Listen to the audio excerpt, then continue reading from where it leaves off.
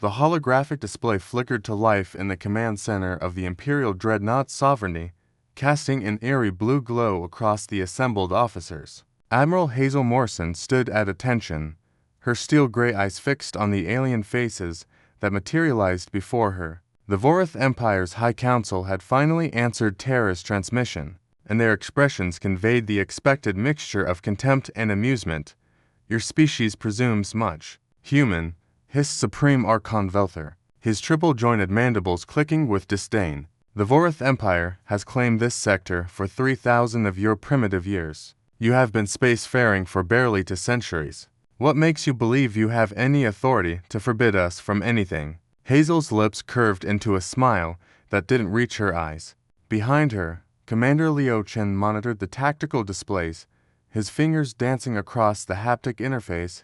He tracked the positions of 17 Vorith battle cruisers surrounding their lone vessel. The odds were laughably against them, exactly as they'd planned. With all due respect, Archon, Hazel replied, her voice carrying the weight of absolute certainty. You misunderstand the nature of this communication. This is not a negotiation. This is not a request. This is a declaration. As of 0600 hours Terran Standard Time, all Vorith vessels are hereby forbidden from entering, traversing, or claiming any territory designated as Terran space. The alien council erupted in what could only be described as laughter, a sound like grinding metal and shattering glass. Velther's 3 eyes narrowed to slits. Forbiddance, he repeated mockingly. You arrive in our domain with a single warship and dare to issue ultimatums. The arrogance of your species knows no bounds. Perhaps we have been too lenient with humanity. Perhaps it is time we taught you the consequences of... I'm not finished, Hazel interrupted, her voice cutting through the Archon's tirade like a blade through silk. The audacity of interrupting a Supreme Archon left the Council momentarily speechless. You see, the problem with living for millennia, with conquering species after species without meaningful resistance, is that you forget what desperation looks like. You forget what a species will do when backed into a corner. Leo glanced up from his console, catching Hazel's eye. He gave a subtle nod. Everything was in position. 2 months ago, Hazel continued, your empire destroyed the colony on New Providence. 15,000 men, women, and children. You broadcasted their final moments across every inhabited system as a warning to those who would resist your expansion. You wanted us to see what happens when we defy the mighty Vorith Empire. They refused to surrender their resources, Velther said dismissively. They were given a choice. They were, Hazel agreed. And so were we. We could bend the knee, accept servitude, and watch as humanity becomes another footnote in your empire's endless chronicle of conquest. Or we could show you something you haven't seen in your 3,000 years of dominance. We could show you what humans do best. And what is that? The Archon sneered. We adapt. Leo's fingers flew across his console, initiating the sequence they'd spent 6 weeks preparing. Around the Sovereignty, space itself seemed to shimmer and fold.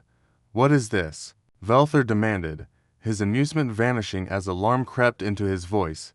You studied our species, Archon. You know our history. You know that we spent thousands of years killing each other with ever-increasing efficiency. We fought wars with sticks and stones, with bullets and bombs, with nuclear fire and biological plagues. We've killed billions of our own kind in conflicts that spanned continents and centuries. Do you know what that teaches a species? The shimmering intensified. On Leo's display, the 17 Vorith battle cruisers suddenly registered thousands of new contacts appearing from nowhere, materializing from the quantum foam itself. It teaches us that survival doesn't belong to the strongest or the oldest, Hazel said, her voice steady as the Vorith officers began shouting orders in their guttural language. It belongs to those willing to do whatever is necessary. You wanted to see desperation, Archon. Congratulations. You're looking at it. Those ships ... double quotes. Velther's voice trembled for the first time. They have no life signs. They're unmanned, Hazel confirmed. Every single one. We call them ghosts. Quantum entangled drone vessels, each carrying enough antimatter to crack a moon in half. There are 5,000 of them currently surrounding your fleet. And before you think about opening fire, know that we have 50 million more in quantum storage, ready to materialize anywhere in the galaxy within 60 seconds. Leo's tactical display showed the Vorth weapon systems powering down.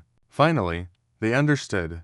You're bluffing, Velther said, but the confidence had drained from his voice. Am I? Hazel asked. Here's what's going to happen, Archon. Your ships are going to retreat beyond the boundary we've designated as Terran space. You're going to recall every vessel, every probe, every satellite you have in our territory, and you're going to do it in the next 24 hours. And if we refuse, then we demonstrate the other thing humans excel at: mutually assured destruction. We'll turn every single one of these drones into a kinetic missile and aim them at every Vorth world, every station, every ship in your empire. We don't have the numbers to beat you in a conventional war.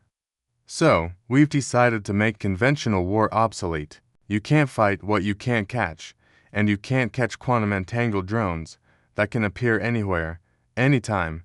The silence stretched for long moments. Leo watched the Vorth battle network, seeing the frantic communications between the 17 ships and their distant homeworld. Finally, Velther spoke, his voice carrying a weight it hadn't before. This is madness. You would doom both our species, if necessary. Hazel replied simply. But that choice is yours, not ours. We're not asking for your empire. We're not demanding tribute or territory beyond our own.